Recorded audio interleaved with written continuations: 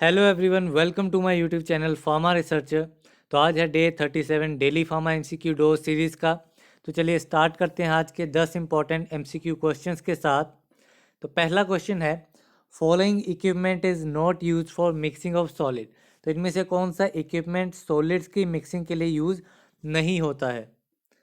तो इसमें जो पैडलर मिक्सर है, पैडल मिक्सर ये सॉलिड्स की मिक्सिंग के लिए यूज़ नहीं होता है, ये लिक्विड्स की मिक्सिंग के लिए यूज़ होता है।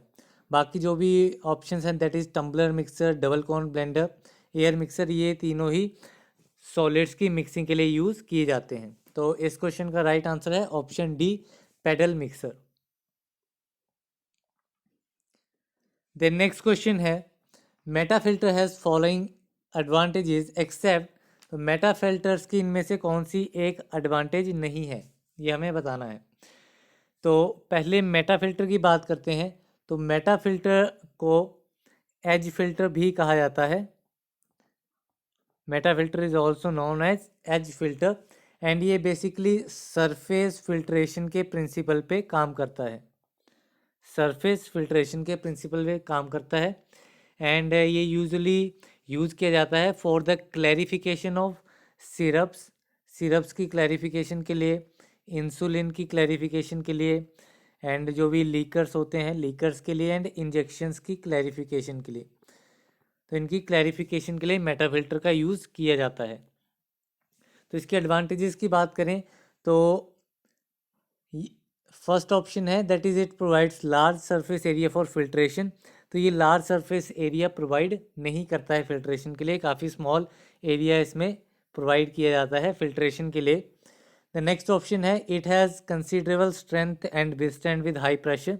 तो ये हाई प्रेशर के साथ भी विथस्टैंड करता है एंड इसकी स्ट्रेंथ भी काफ़ी अच्छी है। Then corrosive liquids can be filter. तो इसमें कोरोसिव लिक्विड्स को भी फिल्टर किया जा सकता है एंड इट कैन, जो इसमें केक फॉर्म होता है मींस फिल्ट्रेट के अलावा जो सॉलिड पार्टिकल्स बच जाते हैं तो वो केक भी इजीली इससे रिमूव किया जा सकता है। तो ये स्टेटमेंट भी एकदम सही एडवांटेज है इसकी। तो इस क्वेश्चन का राइट आंसर हो जाएगा ऑप्शन बी। इसमें एक्सेप्ट पूछा गया था कि कौन सी एडवांटेज नहीं है, तो ऑप्शन ए इस क्वेश्चन का राइट आंसर हो जाएगा। देन नेक्स्ट क्वेश्चन है, thick extracts of drugs prepared by boiling decoction of drug with sugar honey is dash Ayurvedic dosage form. तो ड्रग्स के थिक एक्सट्रैक्ट प्रिपेयर किए जाते हैं ड्रग को शुगर या फिर हनी के साथ बॉयल करके उसकी डिकॉक्शन बनाना। तो उसे वो कौन सी आयुर्वेदिक डोजेज फॉर्म होती है? तो वो होती है अबलेहा। ऑप्शन डी इस क्वेश्चन का राइट आंसर है। तो आयुर्वेदिक डोजेज फॉर्म पे और क्वेश्चन आते हैं इसकी डोजेज फॉर्म को लेके, जैसे कि इसकी डिफरेंट डोजेज फॉर्म होती हैं आयुर्वेदिक डोजेज फॉर्म, जिसमें सॉलिड डोजेज फॉर्म आ जाती है, सेमी सॉलिड आ जाती है, पाउडर आ जाती है। तो जो सॉलिड डोजेज फॉर्म है, सॉलिड आयुर्वेदिक डोजेज फॉर्म, इसमें आपकी पिल्स आ जाती हैं। एग्जाम्पल के ऊपर क्वेश्चन पूछा जाता है जैसे कि पिल्स किस टाइप की आयुर्वेदिक डोजेज फॉर्म है, तो ये सॉलिड डोजेज फॉर्म है। ऐसे ही अदर पूछी जाती हैं, जैसे सॉलिड में ही एक गुटिका आ जाएगी एंड एक बतिका। तो ये कुछ सॉलिड आयुर्वेदिक डोजेज फॉर्म है। देन इसके अलावा सेमी सॉलिड डोजेज फॉर्म में आ जाता है आपका अबलेहा, जो कि इस क्वेश्चन ऑप्शन डी। देन पाक भी सॉलिड डोजेज फॉर्म है, लेपा भी सॉलिड डोजेज फॉर्म है, एंड घृता भी इसमें सॉलिड सॉलिड नहीं सेमी सॉलिड डोजेज फॉर्म है ये। देन आती है आपकी लिक्विड डोजेज फॉर्म। तो लिक्विड में आपकी अस्वा आ जाता है, अस्वा पे काफ़ी बार क्वेश्चन पूछा जाता है। देन अरिस्टा आ जाता है, ये भी लिक्विड डोजेज फॉर्म है। देन अर्काज, तैला एंड द्रवकाज। तो ये कुछ लिक्विड आयुर्वेदिक डोजेज फॉर्म्स हैं। देन एक टाइप आता है powder, powder Ayurvedic dosage form. तो इसमें भस्म आ जाती है, सतवाज आ जाते हैं, मंड्यूरा आ जाता है, पिस्ती, पिस्ती भी पाउडर डोजेज। देन पारपति पाउडर डोजेज, लवना पाउडर डोजेज, घूरना, ये भी पाउडर डोजेस में से भी काफ़ी बार क्वेश्चन आता है type of Ayurvedic dosage form के ऊपर। तो थर्ड क्वेश्चन का राइट आंसर था ऑप्शन डी अवलेहा, जो कि एक semi solid Ayurvedic dosage form भी है। देन नेक्स्ट क्वेश्चन है sterility testing of surgical suture material requires incubation for. तो सर्जिकल स्यूचर मटेरियल जो है उसकी स्टर्लिटी टेस्टिंग के लिए जो इंक्यूबेशन पीरियड होता है वो टोटल 14 डेज का इंक्यूबेशन पीरियड होता है सर्जिकल स्यूचर्स की स्टर्लिटी टेस्टिंग के लिए। तो ऑप्शन बी इस क्वेश्चन का राइट आंसर है। देन नेक्स्ट क्वेश्चन है compound benzoin tincture formula does not contain following ingredient. तो कंपाउंड बेंजोइन टिंचर फार्मूला है उसमें किस टाइप का इंग्रेडिएंट नहीं पाया जाता है।